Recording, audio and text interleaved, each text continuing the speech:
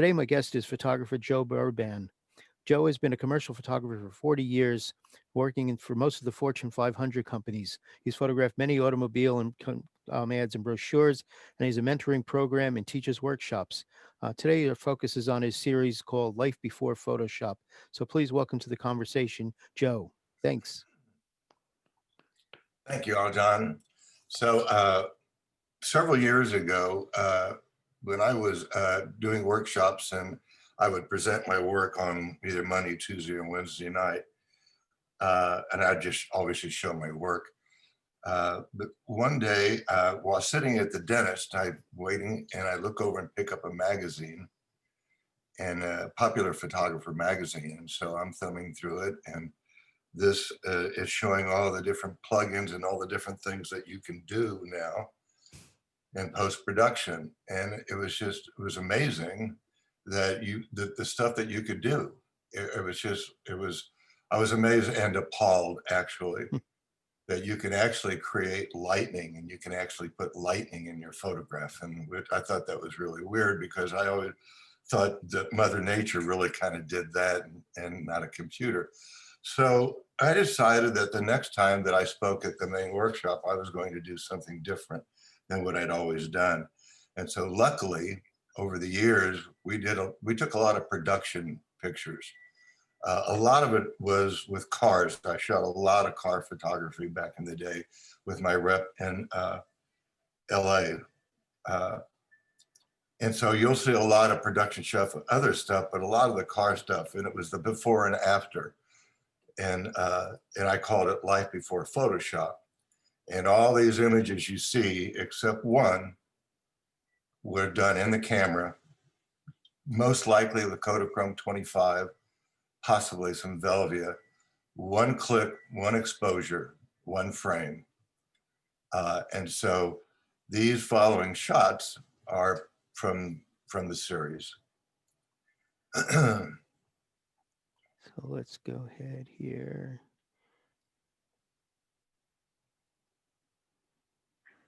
Can you see my screen now? Yeah. Now, a lot of the production shots were shot by non-photographers, so they're not going to be the kind of quality that the rest of the photographs are going to be. Sometimes they are, but they're really just production, so they should only be viewed as production value. And there's a couple that I had trouble finding the original chromes, so there's a couple that I think that may not be real sharp. But anyway, my first assignment after a guy named Jay Maisel became a very close friend of mine, and he's the guy that got me my rep in Chicago in 1980. And it was Bill Rabin. And so the first job that I got from Bill was to shoot 5 ads for Dewar Scotch, obviously, in Scotland.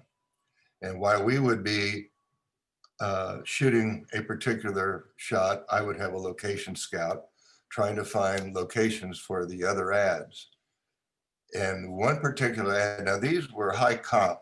Generally, they weren't the kind of comps that could actually be used. These high comps were illustrations done by an illustrator. And so we had to come back with that exact same photograph. Now, I was allowed to shoot a lot of other ideas that I had, in which they wound up using some for ads. But this one in particular, while we were scouting and shooting another ad, we were looking for an authentic Scottish pub. And believe it or not, we couldn't find one. They didn't really exist anymore. What was happening was that restaurateurs in US were going over there and buying up all the old vintage walls and bars and et cetera, and bringing them back for their restaurants. And so it just didn't exist. And they were replacing a lot of these old bars with just Formica. But we found this room in the back of an old boys prep school in Edinburgh. And it fit the layout as far as the window, the wall. So we said, okay, this is what we're going to have to do. We're just going to have to turn this into a Scottish pub. And so this is the art director now. This is the back room in this big boys prep school. And it's a deserted, empty room. And so we start putting up all the stuff, and now we're turning it into a pub. And go ahead. Should I do it, or are you going to do it, I John? got it. Okay. So this is what it looked like after we turned it into a pub. Now, the thing about it is that the headmaster came into the room, and he was curious that we had this stuff all over, laying all over the floor, and how we were going to convert this to a pub when we were not allowed to touch the walls. The paneling was 750 years old, and we were not allowed to touch the paneling. And so the art director looks at me, and I sort of look at the wall, and with my head sort of looking down at the floor, the idea came to me. And so we ran out to a fishing store and bought some monofilament line. So everything that you see in this photograph is not touching the wall, but suspended down from the wall, from the ceiling, with monofilament line. There's nothing in this photograph that's touching the wall. And so I have a huge piece of white seamless with a hole cut in it that I'm sticking a 20 millimeter lens through it. I've got a 12K HMI out the window and parked a little cab there. Now, while we were setting all this up, my producer went out to find the talent. So these two guys had never seen each other before in their lives. We brought them in because everybody on the streets in Edinburgh were central casting. They all looked great. They all could pass. And the campaign was good things remain the same. And these guys are sharing their secret fly fishing places. So I decided to go ahead and have them drink Dewar Scotch instead of tea, because I really wanted them to sort of get in the mood. Well, they got in the mood because I'm looking down and their glasses were empty. And I said, their glasses are empty. And they said, well, they drank the entire bottle. And they drank it without, neat or with ice. I put ice in there, although they didn't want me to do that. And so they're so drunk in this photograph. They're stinking, falling down drunk. So drunk that we hired private cars to take each one of these guys home. We're afraid of them going out on their own. So have you seen the movie Jay Myself? Yes. Why? The Jay Maisel movie? What about it? Have you seen it? I have seen parts of it. I've not seen the whole. Oh, okay. Yeah, it's a great film. Right.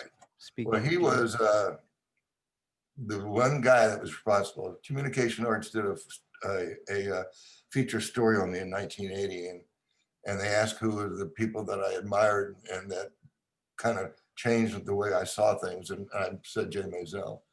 He called me a couple of weeks later and to thank me for mentioning his name, and I said, well, I've got you on the phone. How do I go about getting a rep? And Jay said to me, he says, okay, I want to ask you a question.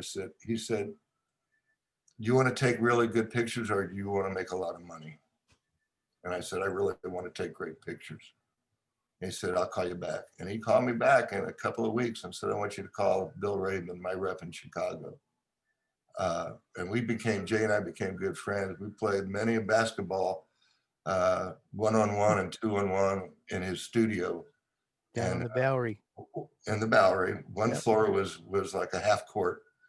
And we would go out and eat dinner together. We shot on the streets together. This was back, oh my God, 1980.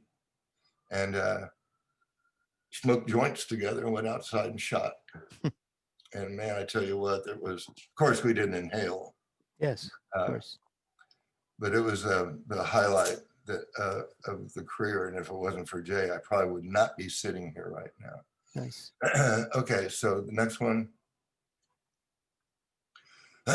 If I could see it in my mind, if I could pre-visualize it, I could generally always create the photograph. So this was for Kawasaki, and the art director wanted a shot of this guy on his Kawasaki screaming through the forest. This is up in the Pacific Northwest. And again, there's no retouching in this photograph at all. So what I did, in order to create this movement, we duct tape my F2 motor drive to my chest, wrap duct tape around my chest, and we had a remote fire in my sleeve up into my right hand. So with that glove on, there's a remote fire. So I'm actually going through the woods here while firing my camera. Did you get paid as a model too for this one? Huh? Did you get paid as both photographer and model? Well, I sort of built it in. Okay. It's kind of built in. But frankly, I'm really not going very fast. Probably going maybe about 15 or 20 miles an hour is all I was going. And it was just the different shutter speeds. And I would take readings and wait till I hit the areas of sun and then shoot. That's great. Again, this is Kodachrome 25. That's what I shot. When I needed high-speed film, I shot Kodachrome 64. So this was for the agency that had I'm trying to think of the company. Let's see if I can find.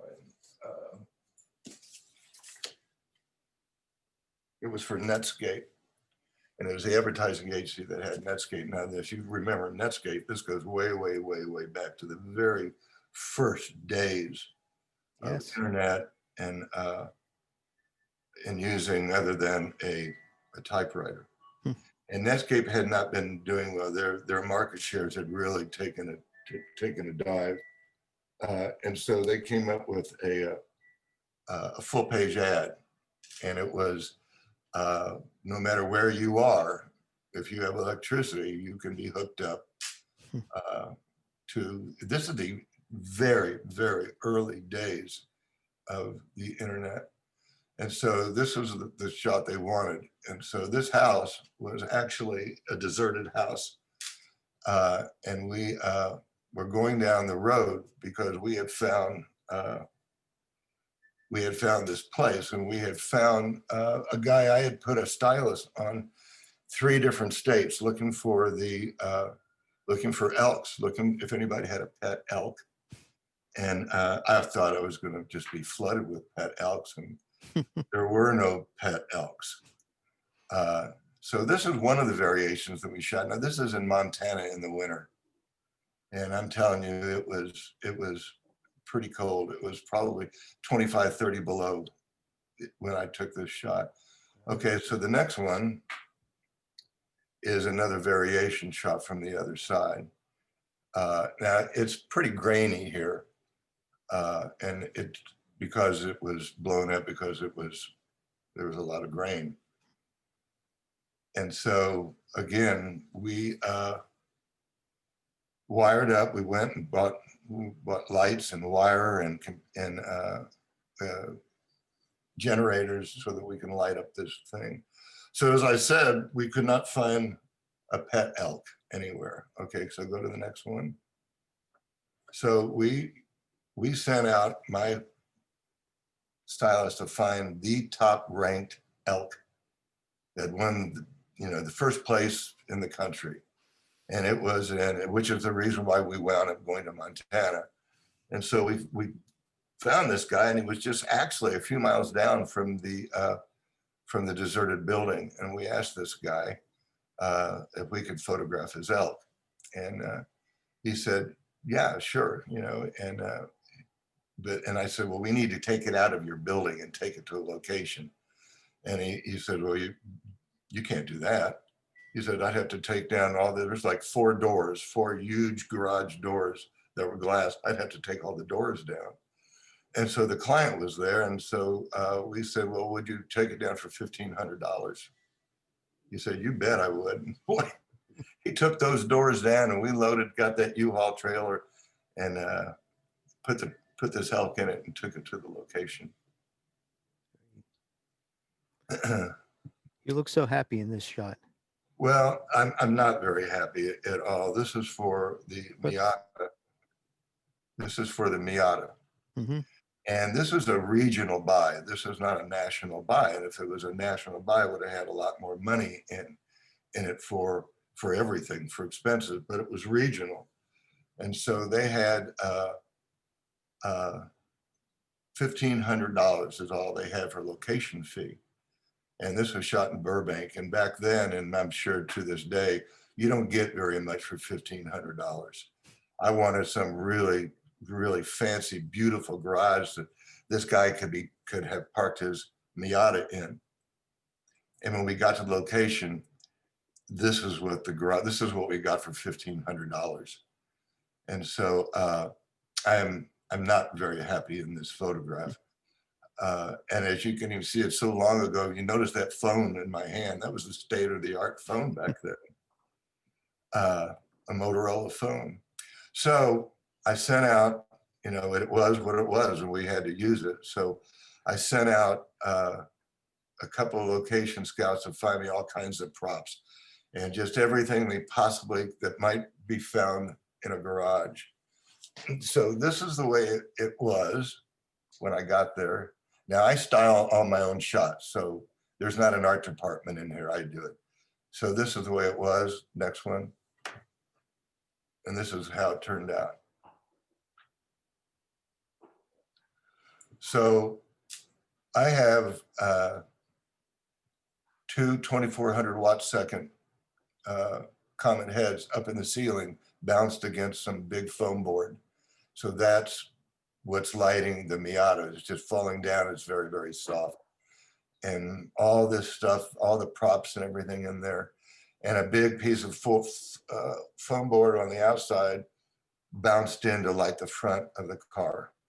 So this is the actual ad. Now, the art directors told me the client wanted to have a light with moss and bugs buzzing all over it. And believe it or not, which we could have done, but I said that may or may not work. And I said, what if we just put, an animal right there? And since the client had a cat, we did a cat instead of a dog. Now that cat cost $750 to put that cat there. A cat wrangler, where this cat would freeze on command and didn't move because it was a fairly long exposure. So that's what you got for $750. Yeah, I'm just going to go back to the. So from there. So if you even notice, go back, John.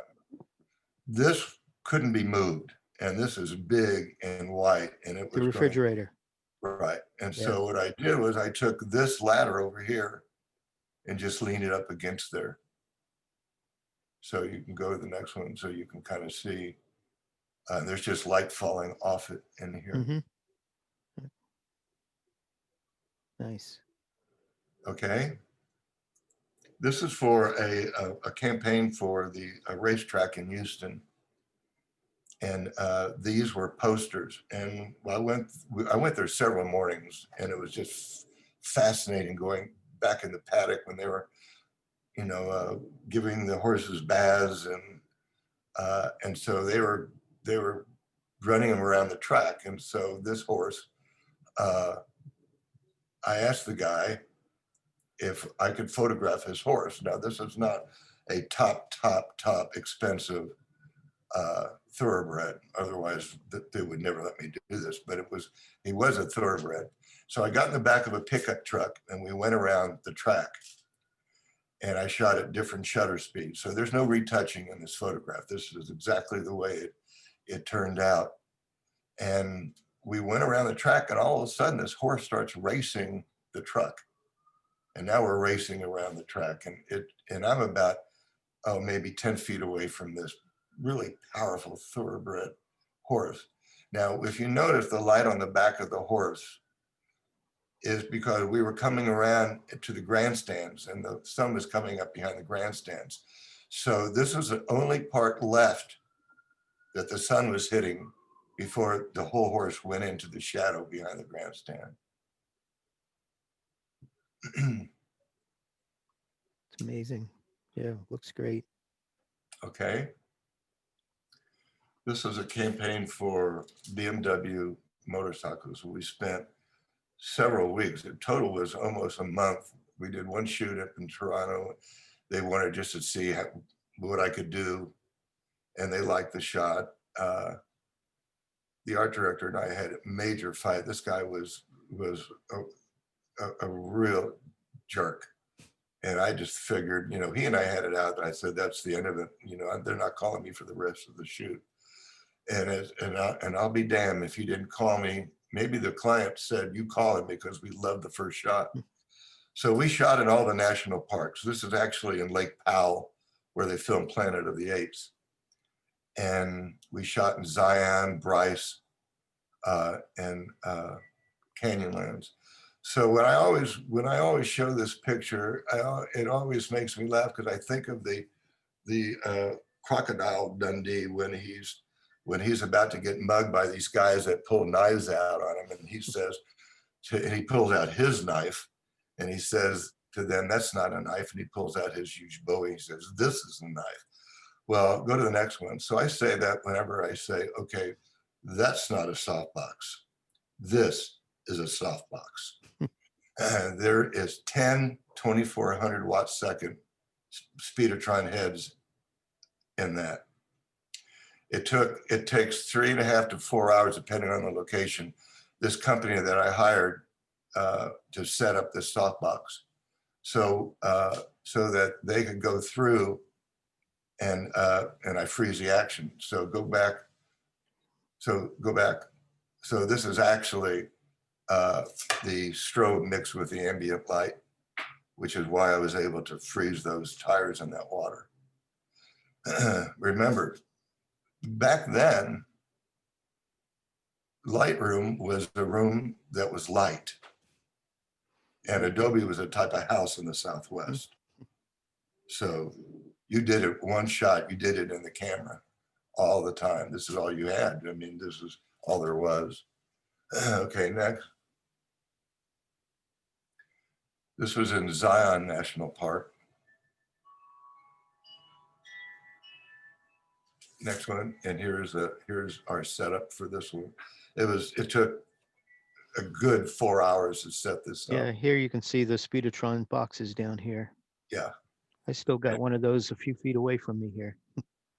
Well, I got tired of almost my assistants being blown up, so we got rid of them and switched to Comet. You know, if you didn't turn up and bleed all that power, turn this off and bleed that power before you unplugged it, then you got a nice arc. There was an arc, and I remember my assistant looking over at him, and there was this blue arc around him, and I thought he was dead. Yeah. So, but anyway, here I am getting the shot set up. Next one. There's not a production shot for this one. We didn't have much time for this. This is an Arches. I put this in, and there's not a production shot because we didn't have any time to do this. There's no retouching in this photograph. This is one exposure, one frame, one click. And this is for some townhouses that were being built. And they did a brochure, and they wanted 5 shots that represented where this place is going to be. One was fine dining, one was banking, one was entertainment. So this was the one that was fine dining, and we got permission to shoot it in the basement of Tony's restaurant, which was the place. We shot it down in the wine cellar where, you know, for parties that wanted to spend a lot of money, you could have dinner down there. So it was not a very big room at all, and not big ceilings. And so I have a big softbox right up here out of the frame that's backlighting the tulips. And then I had big white cards on either side, which is creating all the lines on the glasses here. And then I lit the wine bottles separately, so they're all lit, which I always did. I always lit the background and the foreground completely separately. And the problem is that I would have this guy, we would light the match, and I would have this guy bring it in to light the candle.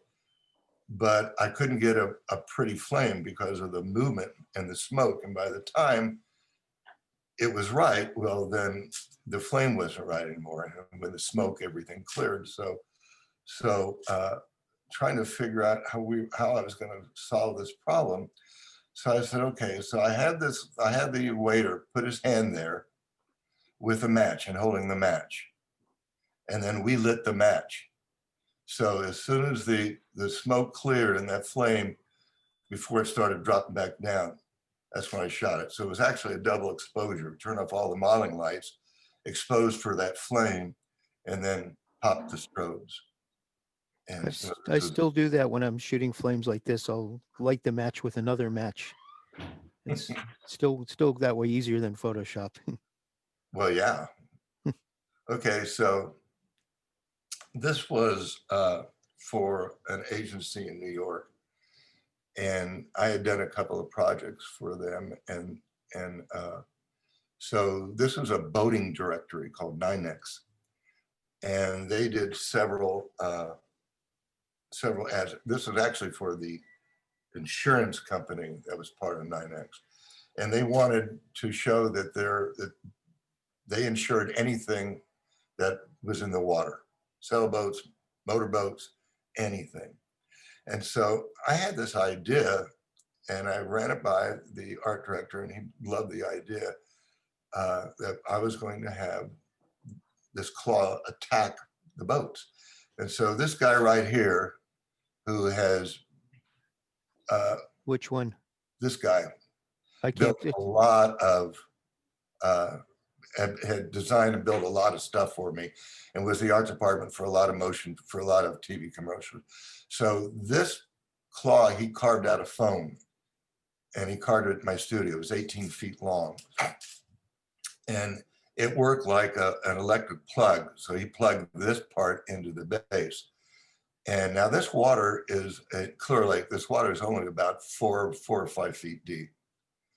And so he's got it rigged on a pole down there. So this is us getting ready, and he painted the claw, and so we're getting ready now. So let me go to the next one. Go to the next one. Go back. Go back. Wait until I say it. Okay. Okay, go to the next one. Okay, so now we're in the water. Danny is the one. This is Danny down here. Great painter, illustrator, and a very close friend. And this is one of my assistants, and obviously this is me, and we are getting this thing, getting ready. So we're all set to go, and the crab claw falls over because it wasn't positioned right. He didn't do it right. And oh my God, it was like, we had to come back the next day. And so he had to get this guy who could create this metal. I don't know what they did, what they made, so that the next day it worked. And the next day, fortunately, was as beautiful as the other day. Let's go to the next one. So now I'm in a dinghy, and this is me laying down. So now we have both the motor yacht and the sailboat coming one right after the other in front of the crab claw, and while I was shooting it. Go to the next one. And this is the finished shot.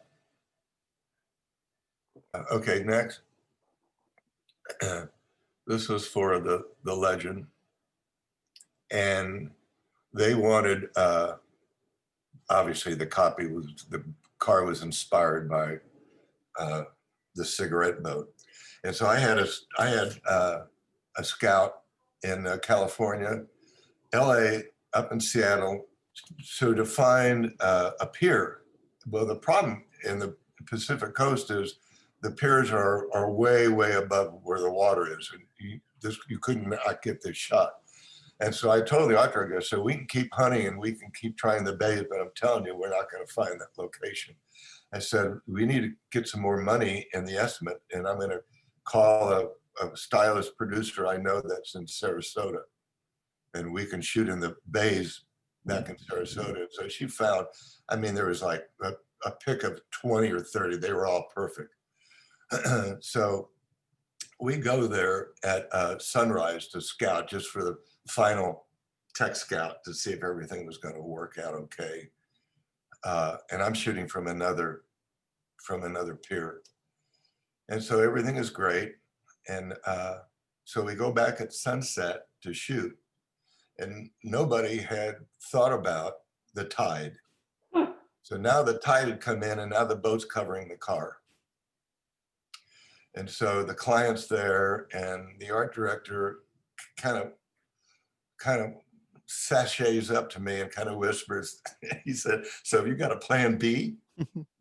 And I looked at that, and I just, and I thought, okay, so what do I do? And so it came to me. I pre-visualized it, and it came to me. And so I set my producer down to the parking lot, and where that parking lot is, there is a bar.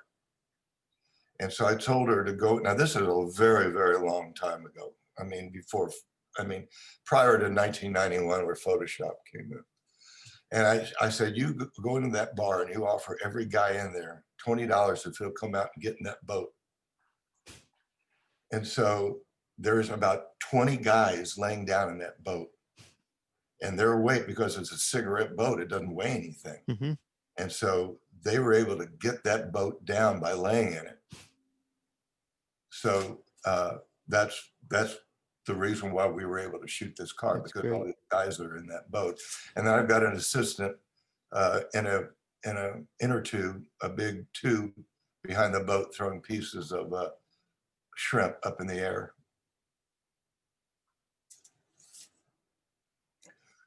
Okay. This is for Cessna. And it was 1981 when the citation was around. Now, again, this is about 10 years before Photoshop. And they had a new Cessna coming out because the other one wasn't doing well. It wasn't fancy. It wasn't sexy. This is what the words from the art director telling me. And so they wanted some air to air of this new citation. And so we went down. I got a blank where escapes me now where we shot this, where the Cessna plant was. And so this is me. As you can notice, I have no gray hair. And I was an adrenaline junkie back there. I do just about anything to get a shot. So right now I'm scouting, trying to get the right direction so I could get the best light. Now, what they didn't tell me before I got into this is a shoot plane. So the entire side of the plane is missing. So during the shoot, so I'm just now getting the right light. So go to the next one. Yep. This is the finished shot. So basically, go back. Hang on. I'm sitting right on the edge there, dangling my feet where I see the earth between my toes, so to speak. Now, the thing about it was, as I go to the next one, was that I wanted the citation to come up close. It meant him going as slow as he could and the turboprop plane going as fast as it could.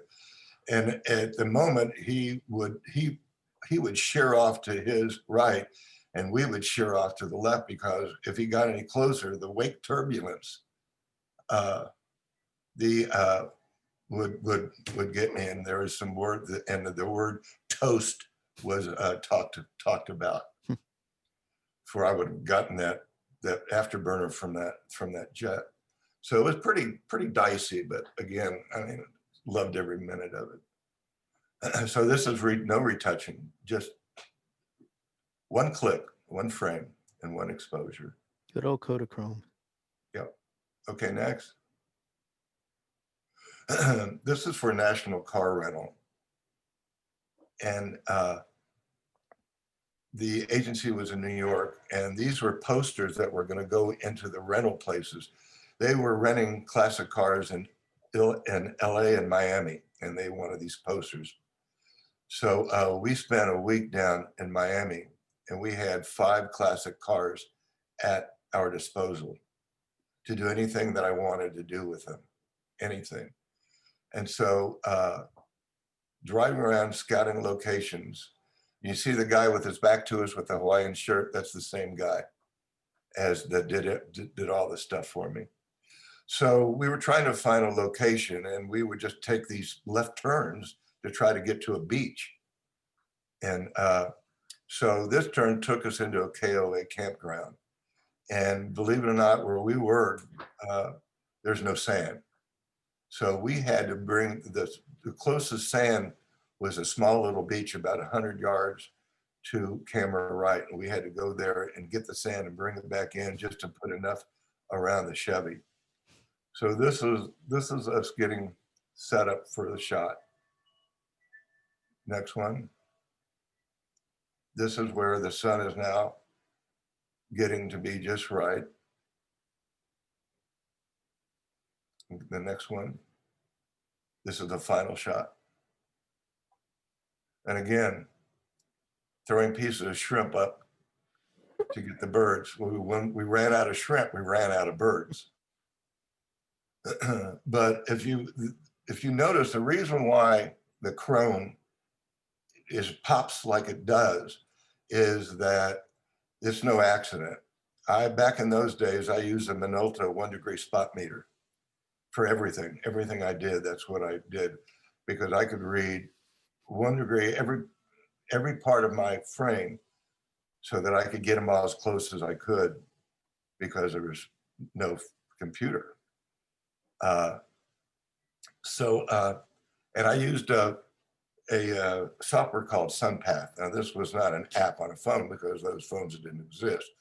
This is a computer printout that I still use where I could put in the latitude and longitude and it would give me all these readings. And then I still use a hand-bearing compass. It's called a Morin, M-O-R-I-N 2000, looks just like a hockey puck. And I sight through it, and all I'm seeing is degrees on the horizon. It does the exact same thing as Robert Mitchum in The Enemy Below when he's, got his periscope up and he's saying bearing Mark 125. Well, that's 125 degrees true north on the horizon. And that's how I know exactly to the degree where that sun was coming up, where it was coming down. And so this is called the law of the light, where the light that's hitting the car is called the angle of incidence. And that's the light falling on the subject. Incident light is light that falls on the subject. Reflected light is light that reflects off it. So with the light that's falling onto the car, falls on it at a particular angle, and that's called the angle of incidence.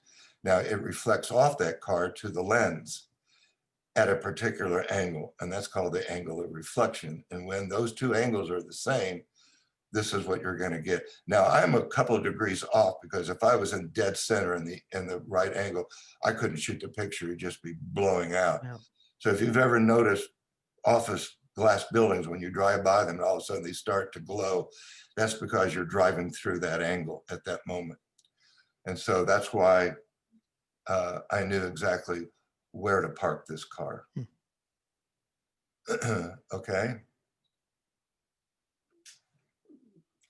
This is for Apache oil and gas.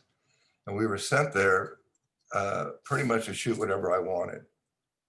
But we also had to go down to Aswan, which is north of Cairo.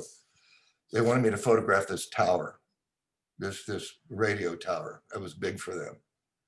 And so I get there and it's just this tower and some rocks.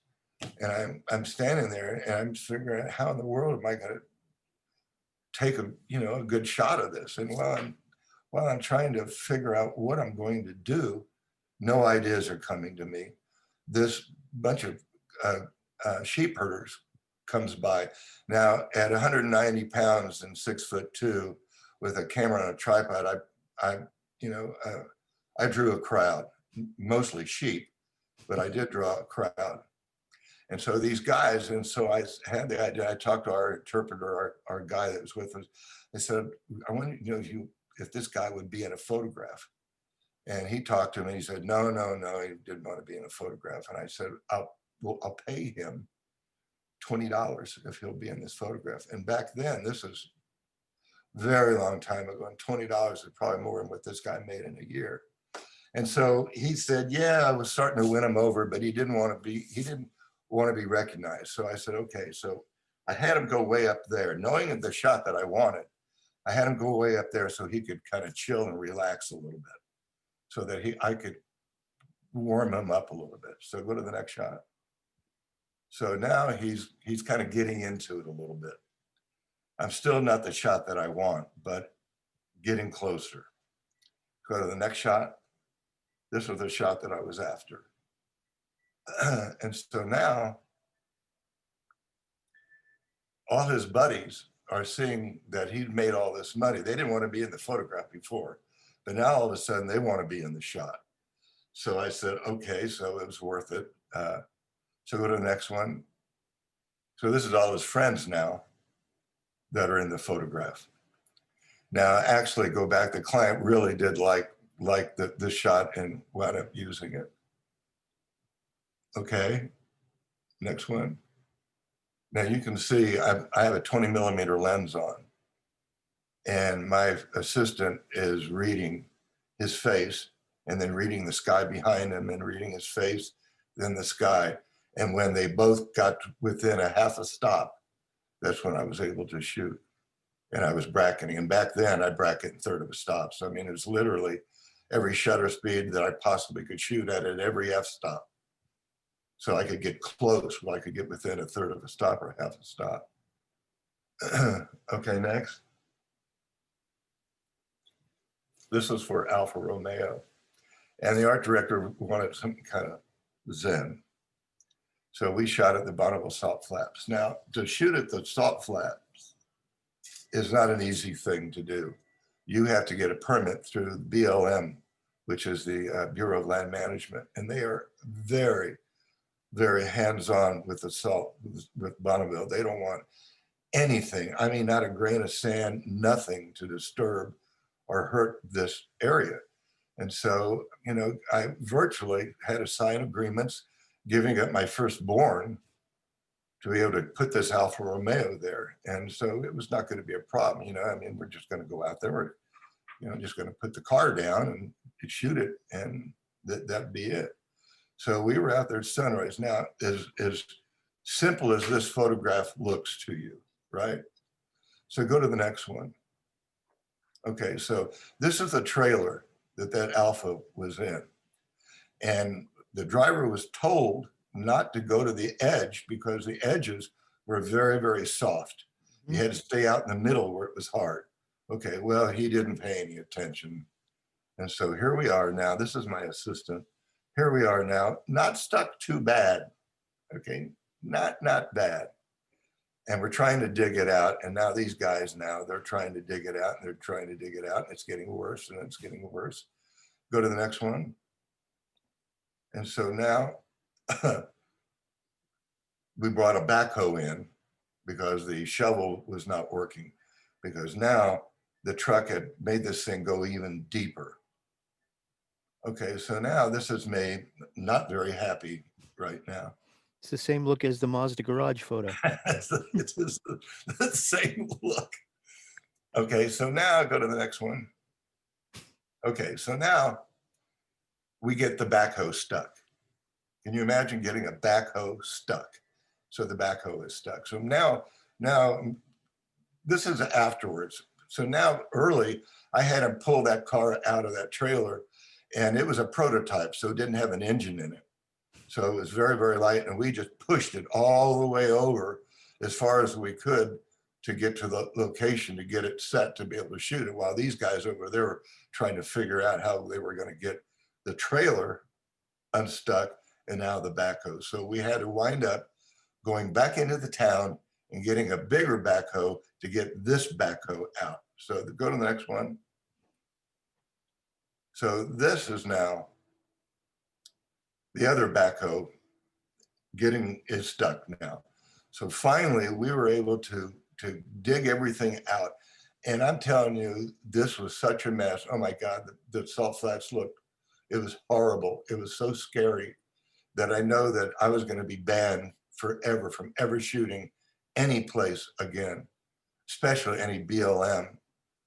And so we had the backhoes and we smoothed it all out as good as we could, made it real, real smooth, except for the crust, you know, but there's nothing we can do about it. But we did get it flat and real smooth. And fortunately, that night it rained and it rained. and it rained. I did not know that. All the next day, and the next days for a week, I kept waiting for that phone to ring, telling me that I was done. Phone never rang. The shot was beautiful, and fortunately for that rain, it was like it never happened. Okay, next.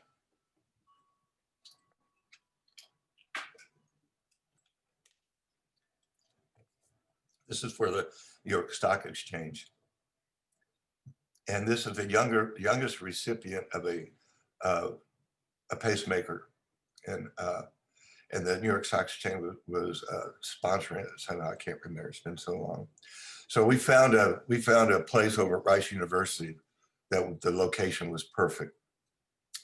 And I told the parents of this little girl, what does she want to do? What does she want to be when she grows up? Well, she wants to be a ballerina. I said, well, have her come in her outfit. And so it was a great location. It faced east, but I don't ever take any chances. So as luck would turn out, it was overcast that day. So I've got two 12,000 daylight balance light out that window, and with a little smoke inside there and watching the smoke. Now, the parents are in there and they're trying to tell her what to do, and the kid is not having a hard time. And I told my producer, I walked over and I said, get them out of here. And so she walked over and made the parents leave. So now the camera is on a tripod and I've got a real long remote fire, and I set the shot up and I walk away from it with my back to her, so that now she doesn't think anybody is watching her. And now she starts acting out in that mirror. And I was just shooting as fast as I could shoot pictures. So this is all just one shot. Absolutely no post-processing in this photograph. Okay. This is for Ford Thunderbird. God, I can't remember who the art director was. But anyway, we shot in the Navajo Monument Valley. And the Indians, they really get back at us white guys through permits and location fees. And they charge as much for a print shoot as they did for a film shoot. This was a really long time ago. So we rented an RV. It was going to be too far to go to the nearest hotel. So the guy that gives the permits, the Indian chief, his brother also rents the RVs. And so we rented the RV, and now we're parked way down there. So get up at sunrise. And it was great because we had a campfire and we drank wine and beer and told stories. And we woke up and we were sleeping out. Now the art director slept inside the RV and we were sleeping out under the stars. We woke up and we were covered in snow. And oh my God, the art director, I thought he was just going to have a heart attack. So we went down and we had a cherry picker, which is another brother of the guy that had the RV rented us. And so we said, well, let's just go take a look at it. So we go up there and I look at it and see, let's just place everything where we're going to be. And the art director wanted to leave. And I said, let's stick around. We're paying for it. Let's just stick around until sunset and see if anything happens. So we did. We killed the day and we came back at sunset. Go to the next shot. And this is how it looked at sunset. Now, you don't see my shadow because I'm up so high that I'm just out of the frame. Now, the sun was about to go behind. See that front coming at us? Well, it was about to engulf the sun. And that was about a minute, 2 minutes where that sun popped out from that black sky and put this light on this. So again, no retouching. That's the way the sun was, and that's the way the light was. And the reason why it looks like that is because it's front lit, as you can see by the shadow. Okay. Now, this is really the last one. My presentation, we wanted to keep it at a distance. So one of these days you'll have to see the entire presentation, which is quite a bit longer. This is my last shot that I show. And the reason why I show this because this was right after when Photoshop started being in and people started using Photoshop.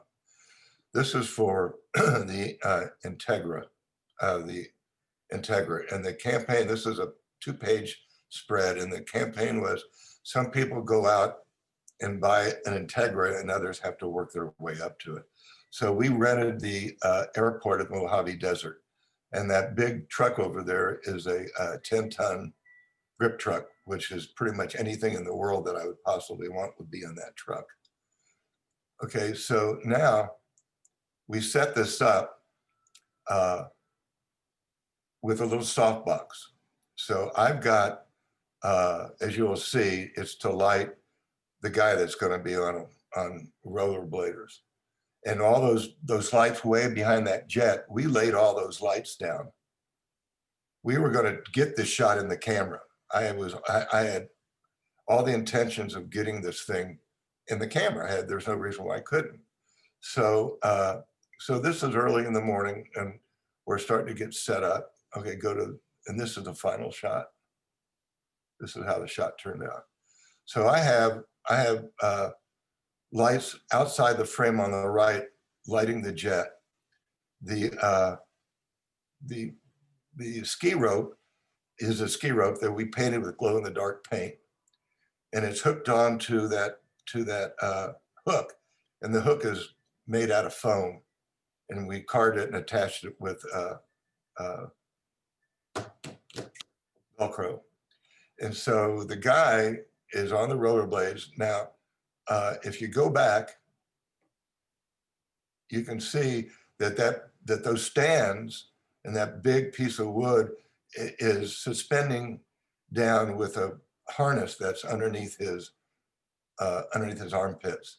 So go to the next one. So that was so that he could stand up on it.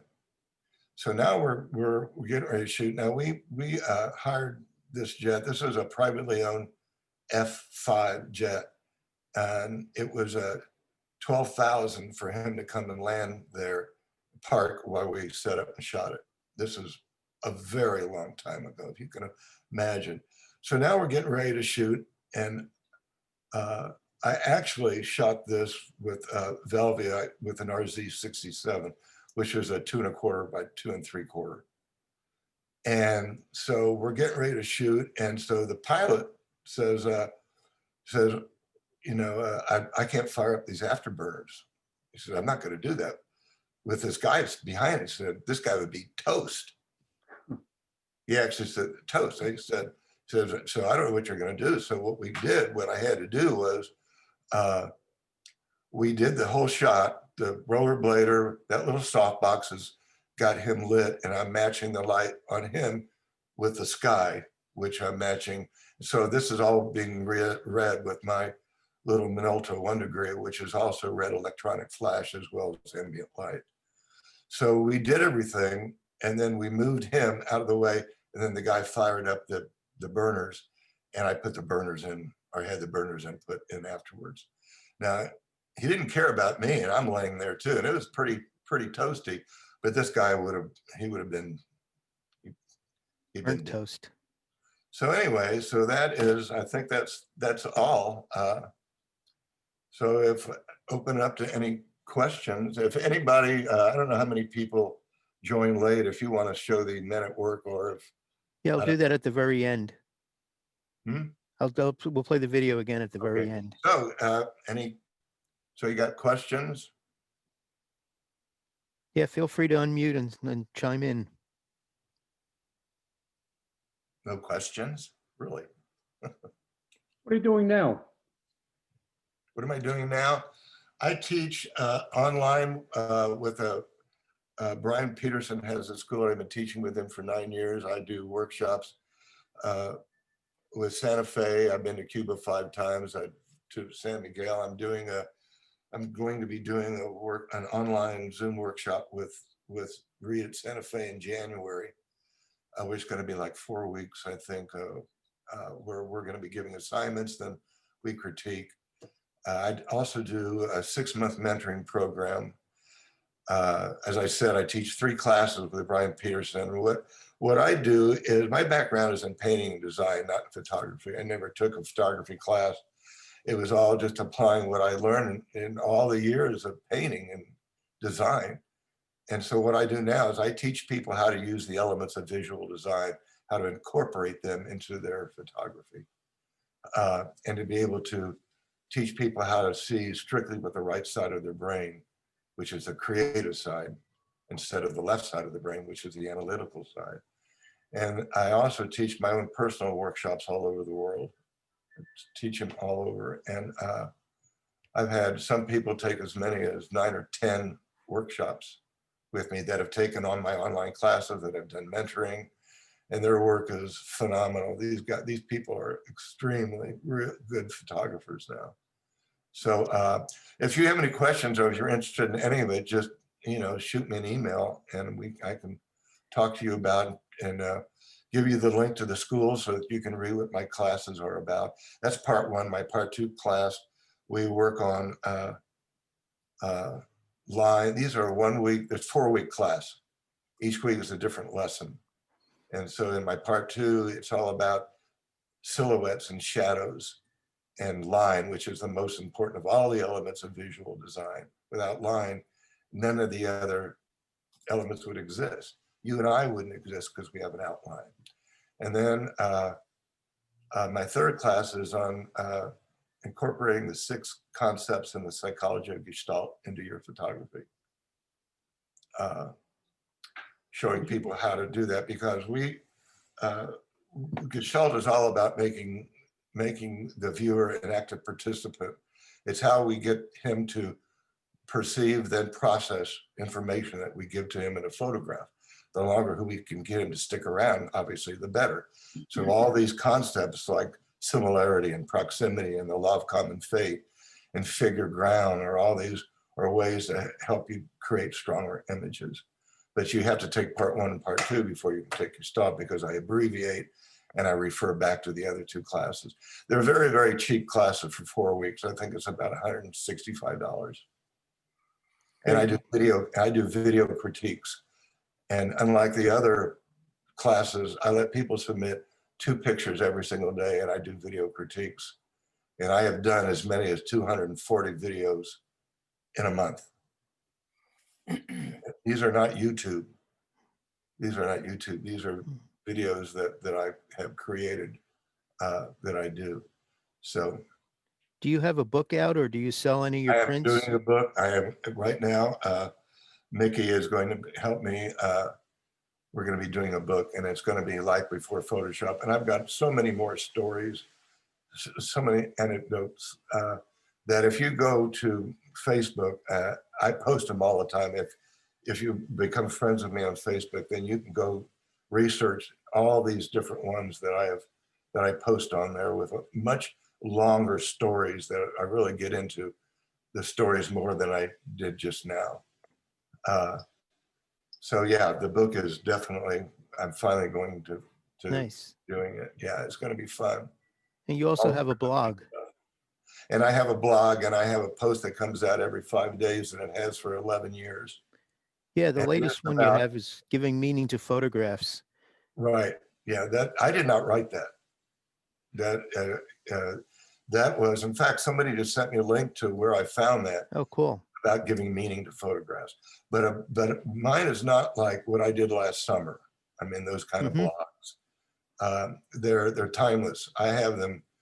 They're all educational. I have all different categories, like my favorite quotes, and life before Photoshop, and food for digital thought, and quick photo tips, and all these different kinds of categories. And my quotes are not just photographers, they're artists in any. And I draw conclusions. For example, a quote by Bob Marley, and I often will put these in my online class, that people that don't spend enough time when they're shooting, they're like, I shot, I came, I left. They don't spend time doing adjustments and variations. And so Bob Marley once said, some people feel the rain while others just get wet. And so I wrote a post on that and comparing it to the people that don't spend enough time and all they're doing is getting wet. And so if you look at my blog, and as I said, one comes out every 5 days. I haven't written until next February, every 5 days, because they're timeless. I'll get an idea, I'll jot it down. My phone's next to me. I'll wake up in the middle of the night with an idea for a post. So you would enjoy the blog and going through all the different categories that I write Great. about. Well, thank you all for joining us today, and thank you, Joe, for presenting. This has been a lot of fun. Hope people got something out of it. My pleasure. And if you're interested in any what I mentioned, just joe@joebaraban.com. Yeah, I put a link to your website in the chat. So The work's fantastic. Thank you very much. My pleasure. Thank you, Joe. John. Good show. yeah, I'm gonna Thanks.